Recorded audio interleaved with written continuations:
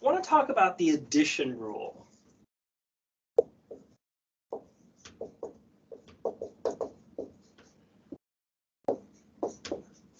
And what we do is we're going to calculate the probability of an event an event happening or some other event happening. And we're going to make an assumption initially that the events they don't have any outcomes in common.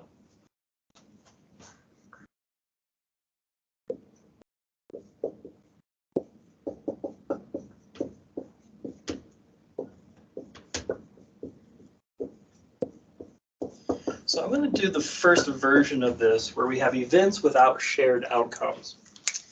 So, excuse me. Let's say we do our coin flip.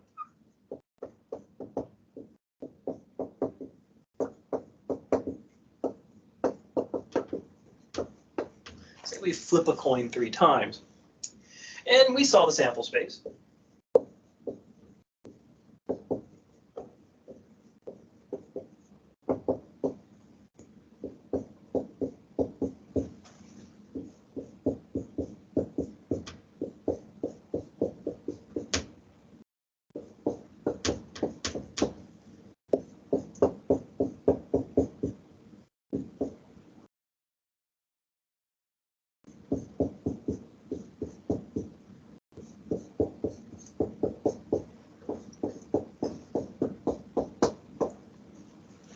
So those are all the possible outcomes you could get from flipping a coin 3 times. Now let's say we're interested in this event. Let's say we have heads 3 times or just once.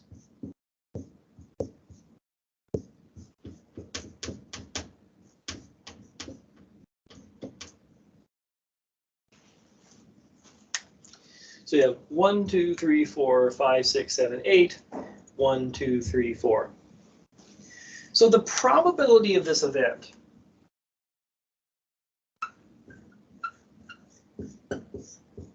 it's going to be 4 elements or 4 outcomes are in the event. And then we have 8 in the sample space. 1, 2, 3, 4, 5, 6, 7, 8. And that reduces the 1/2. All right. So now we're going to change it up a little bit. We're going to break this event up into 2 smaller events.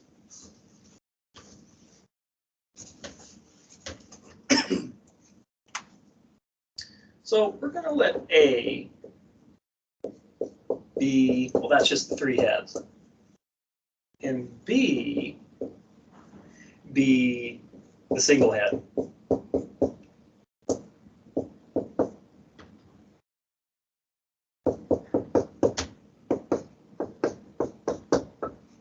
There. So what we can do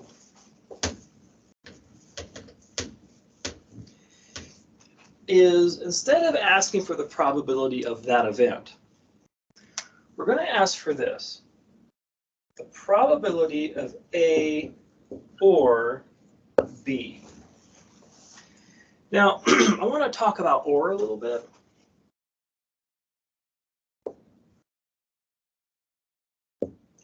This is what's called a union. Now, we got to be careful how you use the word OR, because when we talk about OR, we usually talk about it in terms of choices. You can take this fork in the road, you could go to the left, or you can go to the right. When we talk about probability, we're talking about possible outcomes. What are all the possible outcomes? And then what are all the possible outcomes that we want? So in this case, when we talk about OR, we're looking at the possible outcomes, or everything that's there. Or in this case, since these are events, everything that we want. So what this says is we can win with any of the outcomes from A, or we can win with all the outcomes from B. So that means this still represents that original event, because the 3 H's and then all the outcomes with a single H or a single heads, well, all of those are going to be winning. So this is just kind of a way of breaking it up a little bit. Like, you're going to get this. for a union.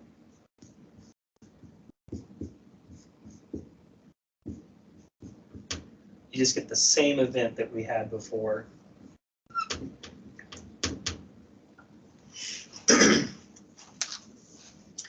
So in a way, again, when you're talking about what are all the outcomes that we want all the outcomes in this event and or the outcomes in this event. So we combine all those outcomes together to see all the outcomes that will be winning if we get those.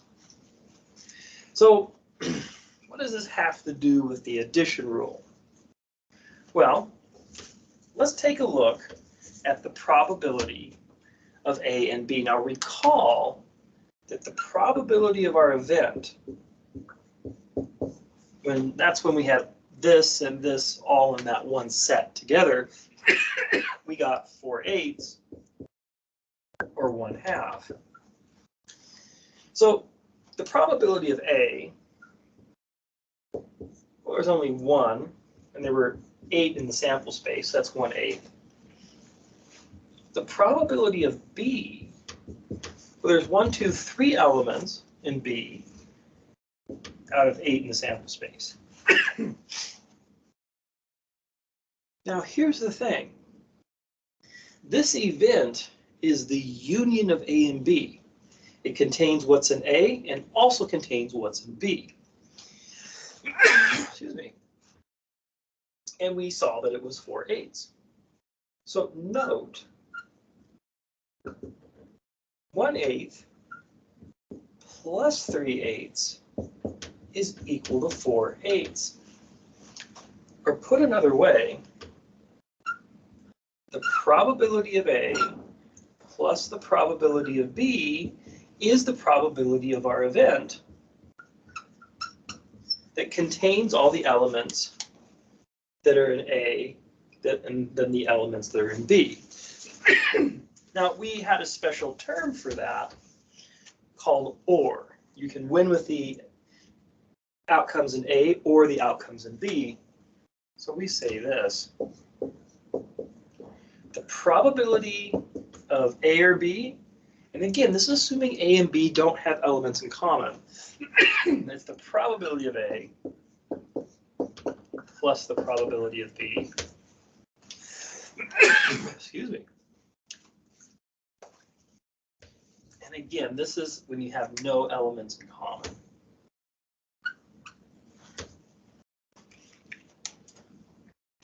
So for example, in our coin flip,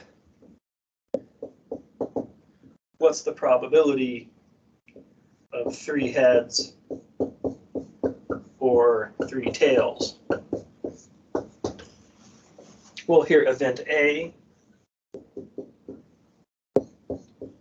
is the 3 heads. So the probability of A is 1/8. B is 3 tails. So the probability of B again is 1/8. Excuse me. And so the probability of getting 3 heads or 3 tails, one or the other, I mean, you'll win with 3 heads, you'll win with 3 tails. Well, the probability of A or B will be the probability of A plus the probability of B, or 1/8 plus 1/8, which is 2/8, or 1/4. Excuse me. And that's it. That's your very basic addition rule. Again, assuming that there are no elements in common between A and B. And of course, this is the only one in A and it's different from the only one in B. So we meet that requirement. Excuse me. So that's sort of the simple rule.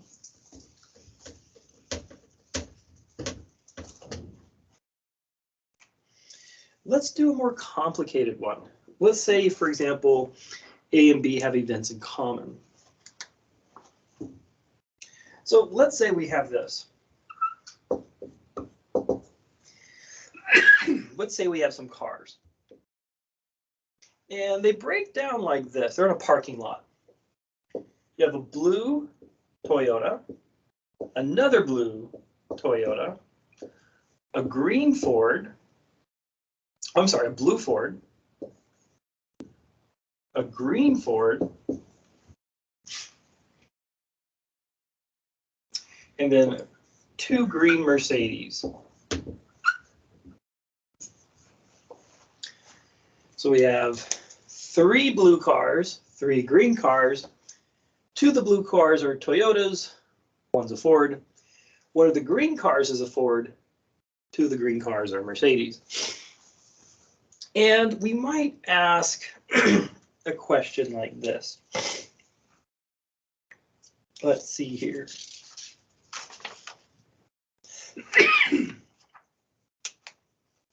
Let's say we want to find the probability. Let's say you're going to sort of randomly point at one of these cars. And let's say you're going to get this. The probability of pointing at a Toyota or a blue car. How do you figure that out? Well, the way we can look at it, again, is just go back to our sample space. Well, there's, let's see, how many cars are Toyota or blue? So what we can do is we have 1, 2 Toyotas.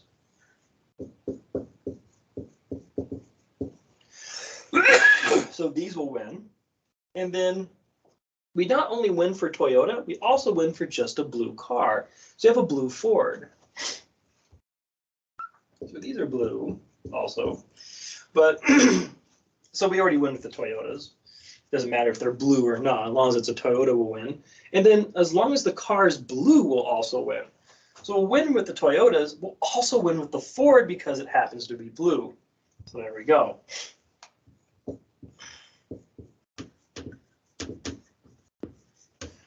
And so we get a total of 3 outcomes that we can win with.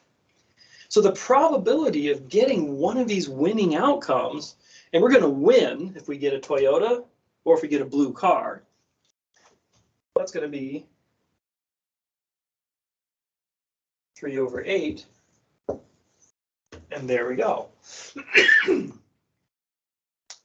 So to win whatever this contest is, we need to get a Toyota.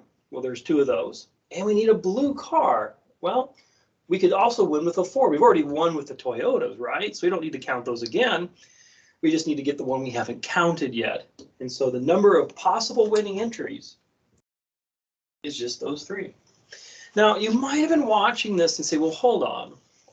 If you think of this very systematically, you win with the Toyotas, which you have 2 of those, or you win with a blue car, which you have 3 blue cars. Now, there's a problem, though. There are only 3 elements that win. Now, let's go back to our formula that we had.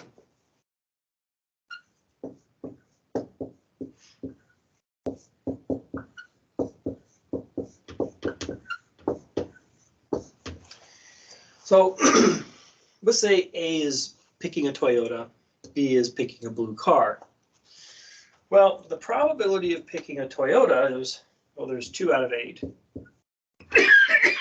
So I'll put a little note here.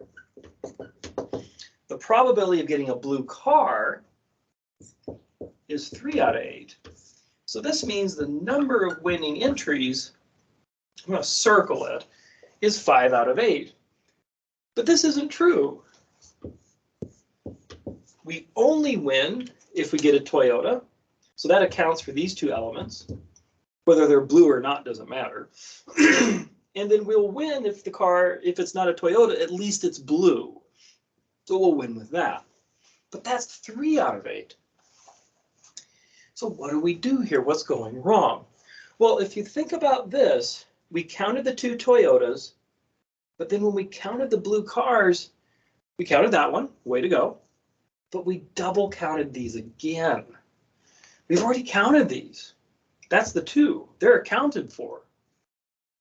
Here, this should only be 1. But we ended up saying, well, blue cars, how many blue cars are there? 1, 2, 3. So we overcount because we double count the Toyotas.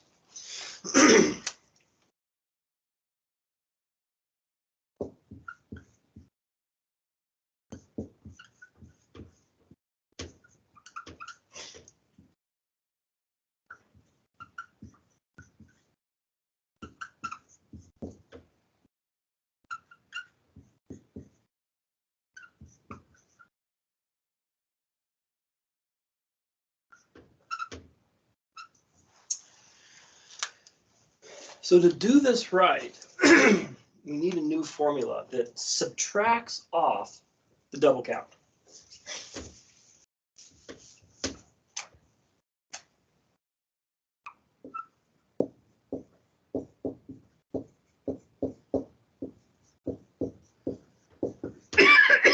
And so this is what's going on here. Event A, that you have Toyotas, overlaps with event B, which is blue cars. They overlap on these 2 elements. So now the P of A or B is P of A plus P of B minus, well, the probability of, let's see here, get a stronger pen, of outcomes in common.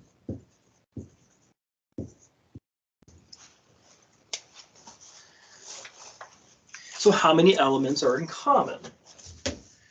Well, the number of outcomes in common are 2 out of the 8. Let me go through this. So let's say A is Toyotas. That's 2 out of 8. Blue cars, 1, 2, 3. That's 3 out of 8. But how many cars are both blue and Toyota? They overlap. There's 2 of those. So blue and Toyota, there's 2 of those, and then there we go. That's the correct probability. So the formula we're going to use is this.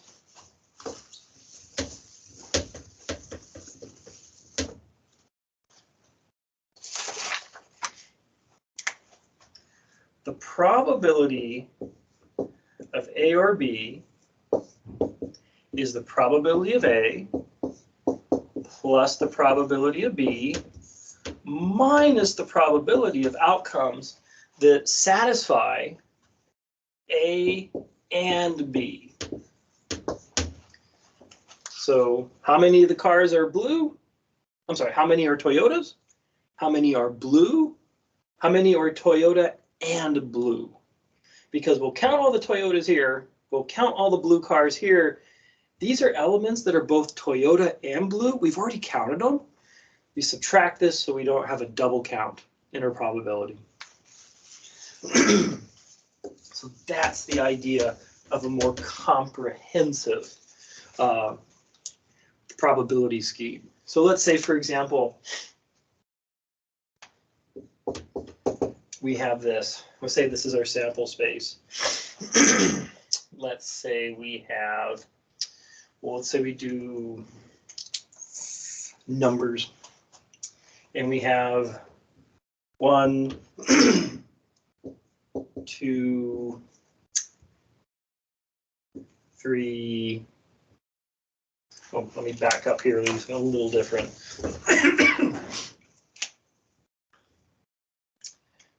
Let me think about this. Let's do it this way. So let's say, well, an example they'll do is sometimes with a Venn diagram.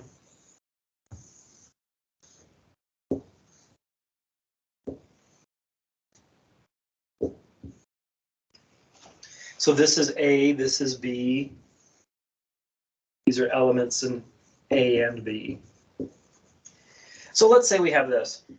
Say A has 4 elements in it, and B has 3 elements. So if we pretend A doesn't exist, you can see the 3 elements in B. If we pretend B doesn't exist, you can see the 4 elements in A. If I cover, say, B up, there's the 4 elements in A. If I cover A up, you get the 3 elements in B.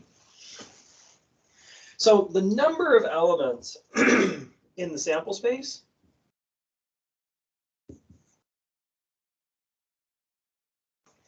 well, 1, 2, 3, 4, 5, 6. The number of elements in A, and this is where we end up double counting, 1, 2, 3, 4. The number of elements in B, well, we're sticking with B, so B is 1, 2, 3.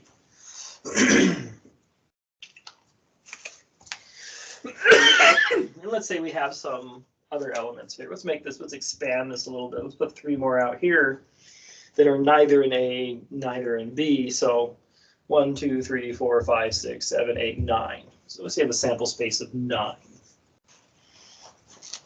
All right. So let's take a look at this. The probability of A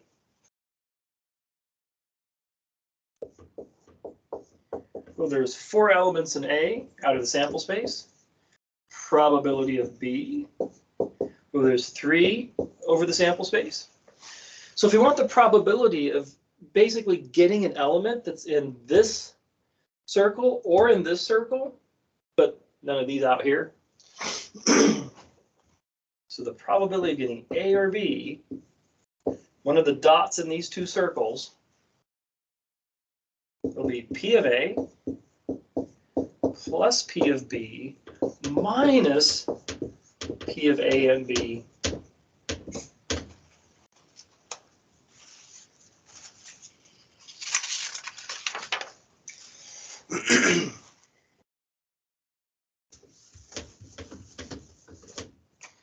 And so what this will become is 4/9 plus 3/9 minus 1/9, because there was only 1.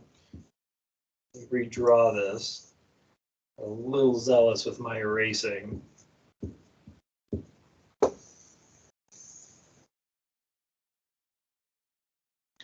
Let's see. Is that correct? Oh, we got 1 more. There we go.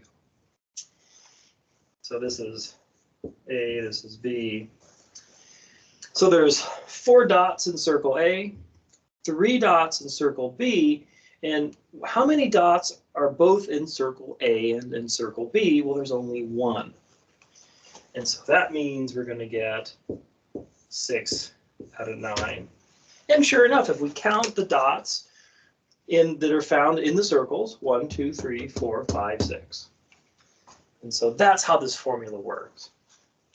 So that's really it for addition. If you have any questions, let me know.